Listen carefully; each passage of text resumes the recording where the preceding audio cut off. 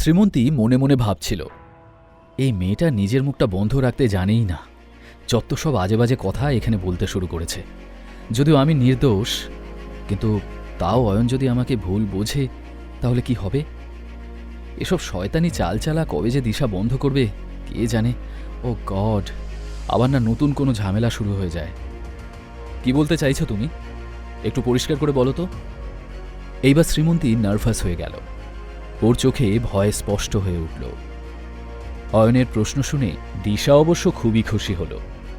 অয়নদা, গতকাল বিজনেস মিটিংয়ের আগে শ্রীমন্তী আবির্দেব বর্মনের সাথে প্রায় 2-3 ঘন্টা তার অফিসের পার্সোনাল কেবিনে ছিল। আশা করি তুমি বুঝতে পারছো যে ওই সময়টা তোমার বউ আবির রায়ের সাথে ঠিক কী করছিল। কথাগুলো দিশা এমনভাবে বলছিল যেন ও অয়নকে কনভিন্স করানোর চেষ্টায় ছিল যে শ্রীমন্তী আর আবির্দেব বর্মনের মধ্যে কিছু একটা চলছে। আসলে দিশা অয়নের চোখে সন্দেহ দেখতে চাইছিল, কিন্তু এরপর অয়ন যেটা বলল সেটা শুনে ও নিজেও অবাক হয়ে গেল। তো কি হয়েছে তাতে? প্রেস কনফারেন্সের আগে আবির্দেব বর্মন আর শ্রীমন্তীর দেখাই হয়নি, তা অয়ন জানত। আর প্রেস কনফারেন্স যখন চলছিল তখন অয়ন নিজেই ব্লুটুথে কানেক্টেড ছিল। ওখানে বলা প্রতিটা কথা অয়ন পরিষ্কার শুনতে পাচ্ছিল।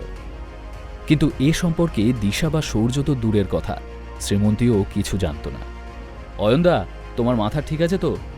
আবির্দেব বর্মন কে সে সম্পর্কে do you have any idea? সে বিরাট বড় বিজনেসম্যান, হ্যান্ডসাম, দারুণ বড় লোক। আর শ্রীমন্তীদিও তো কম সুন্দরী নয়। আবির্দেব বর্মন হ্যান্ডসাম আর বড় লোক, যে ওর কাজটা এক বলাতেই করে দিল, তার নাম শুনিয়ে দিশা ওকে ভয়ে ইনসিকিওর ফিল করাতে চাইছে। অয়নেরও ইচ্ছা হলো দিশার সূর্যর সাথে একটু ফাজলামি করার। হ্যাঁ, শ্রীমন্তী আমাকে বলছিল যে ওরা দুজন কি একটা সিনেমা নিয়ে ডিসকাশন করছিল। অয়নের জবাব শুনে শ্রীমন্তীও খিলখিলিয়ে হেসে উঠল। ও বুঝে গেল যে এতক্ষণ ধরে অয়ন শুধুমাত্র নাটক করে যাচ্ছিল দিশাকে রাগানোর জন্য। প্রথম দিকে শ্রীমন্তী টেনশনে থাকলেও অয়নের নিজের বউয়ের ওপর পূর্ণ বিশ্বাস ছিল। এবার তোমার মাথায় কি ঢুকছে না যে শ্রীমন্তীদি তোমাকে ঠকিয়েছে? না তো, এসবে আমার কোনো প্রবলেম নেই। তোমার প্রবলেম হলেও তুমি আর কি বা করতে পারবে? সূর্য, আমি শুনেছিলাম গতকাল কে বা কারা তোমাকে নাকি বেধড়ক মেরেছে।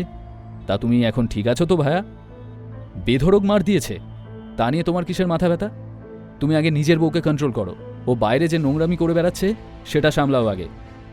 আমি তো শ্রীমন্তীর খেয়াল রাখবই, কিন্তু তুমিও নিজের খেয়াল রেখো। শুনলাম বেশ ভালোই মার খেয়েছো তুমি। অয়নের কথা শুনে সূর্যর মুখ কালো হয়ে গেল। ছোট থেকে আজ পর্যন্ত শ্রীমন্তী সূর্যকে এতটা অসহায় হতে দেখেনি যতটা আজ দেখছিল। ওর মুখে পরাজয়ের গ্লানি লেগেছিল। আর অয়নকে যেন চিনতে পারছিল না শ্রীমন্তী। আগের অয়ন আর এই অয়নের মাঝে কত তফাৎ। অয়নের যে এরকম একটা ইন্টারেস্টিং দিক আছে সেটা ও আমাকে আগে কেন দেখায়নি? এখন তো কাল রাতে যা হয়েছে তাই নিয়েও আমার আর এম্বারেসমেন্ট ফিল হচ্ছে না। এবার যখন অয়নের সাথে কথায় পেরে উঠল না সূর্য, তখন ও শ্রীমন্তীকে টার্গেট করার প্ল্যান করল। ওর আরও রাগ হল। শ্রীমন্তীর ঠোঁটে হাসি দেখে সূর্য ঘৃণা ভরে বলল, তোরা তো হাসি কিসের? মল্লিক পরিবারের মুখে চুনকালি মাখিয়েছিস তুই শ্রীমন্তী। এইবার বিষয়টা অন্যদিকে এগোচ্ছিল। এতক্ষণ শ্রীমন্তী ওদের কথা হেসে উড়িয়ে দিলেও সূর্যর এই নোংরা ইঙ্গিতে ওর খুব রাগ হলো। ও কিছু একটা বলতে যেতেই অয়ন গম্ভীর গলায় বলে উঠল, শ্রীমন্তীর ব্যাপারে আমি আর একটা কথাও শুনব না। এরপর থেকে আমার ওয়াইফের নামে আর একটা শব্দও যেন কেউ না বলে। অয়নের অ্যাটিটিউড দেখে সূর্য ঘাবড়ে গেল। আমি ওর দাদা হই, ওকে শাসন করার পুরো রাইট আছে আমার। তুমি কে আমাদের মাঝে কথা বলার? মল্লিক পরিবারের কারোর ব্যাপারে ইন্টারফেয়ার করার যোগ্যতাই নেই তোমার। তুমি ঠিক বলেছ, আমার কোনো যোগ্যতাই নেই, বাট সরি, তোমাকে তোমার যোগ্যতাটা মনে করিয়ে দেওয়া অনেক বেশি জরুরি ছিল। এসব শুনে শ্রীমন্তীও অয়নকে কিছু বলল না, আর দিশাও পরিস্থিতি বুঝে চুপ করে গেল। ওরা তিনজনেই অয়নের এমন অ্যাটিটিউড প্রথমবার দেখছিল। অয়ন পরিষ্কার বুঝিয়ে দিয়েছিল, ওকে যে যা খুশি বলুক, কিন্তু ওর স্ত্রীর দিকে কেউ আঙুল তুললে তাকে ছেড়ে কথা বলবে না অয়ন। তুমি বোধহয় ভুলে যাচ্ছ যে আমি কে। আমি মল্লিক পরিবারের একমাত্র উত্তরাধিকারী।